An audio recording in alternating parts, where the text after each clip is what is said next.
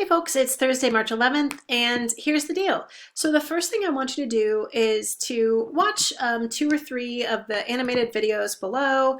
The first 4 are kind of representations of either gay or lesbian or bi representations. I also just sort of wanted to mention that one of the earlier episodes that we watched in, I think, the unit that was on, let me see if it was like the previous unit, maybe. Maybe it was March 2nd.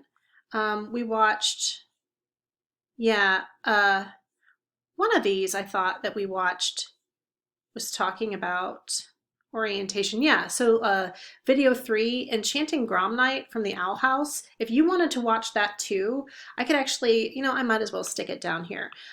So I'm just gonna like copy and paste this as like a video for this particular, so there'll be like 6 videos. The reason why I'm adding this is like video 6 is because the character in Owl House is actually the first animated representation of a bisexual character, and bisexual characters in animation are not often represented, so I'll just add that in there, right? So now there are 6 videos instead of 5.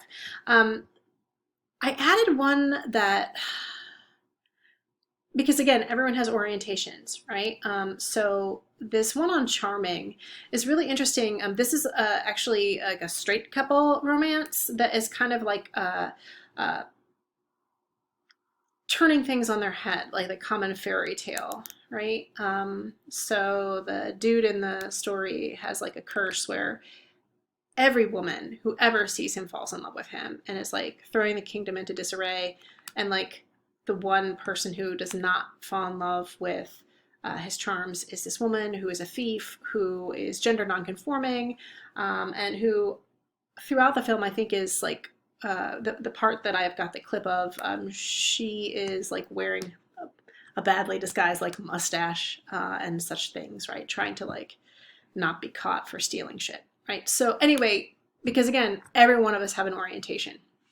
So I've got that there too. It's a movie. It was actually created by the people who did Shrek.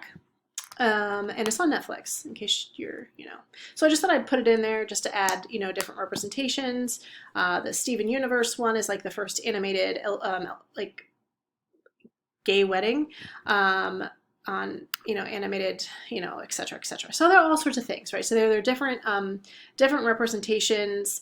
I know too that there is, in case you're interested, there's some other, I think, films that we might have included that talk about that. I feel like when I'm just scrolling up to show you these things because I feel like it might actually be really helpful.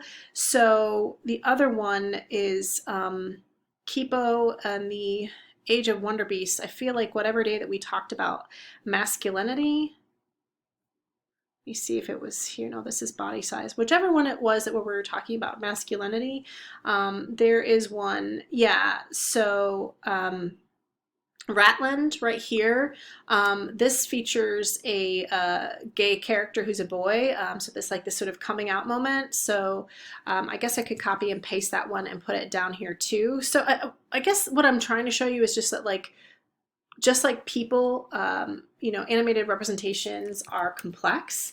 And so, obviously, as I keep on reminding you in this commentary that these films don't necessarily have to do with just one thing. You can kind of analyze these films in different ways, okay? So there's that. I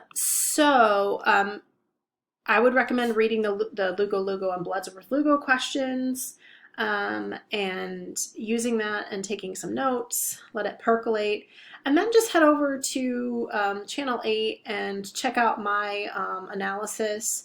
I'm not sure which one I'm going to write yet. I took notes on the In a Heartbeat thing, but there is a challenge in There's a challenge in doing analyses of films without dialogue because that means that you really have to pay attention to what's on the screen. And I always recommend anytime that you're actually writing an analysis of an animated film to like pause it and take screenshots and stuff. And that's not as easy to do when we're doing those things on Slack. It'll be a lot easier when we're writing our papers to do that. So I'm not sure whether I will write an analysis of that one or not because we'll see, you know? So anyway, all that to say, read the discussion questions, take notes on two, and then share your reflection on Slack, and then read and comment on at least two of your peers' posts. Now, again, remember that you're using the whole point of this is to be using an academic theory to kind of analyze something. So I'm not asking you to agree or disagree with LGBT people. Frankly, you don't get to agree or disagree with human beings. That's not how this thing works, right? So again, just like anything else, we're looking at the rhetorical choices that directors are making in terms of how we are, representing those characters. Okay, so just sort of keep that in mind. Post your thing to Slack.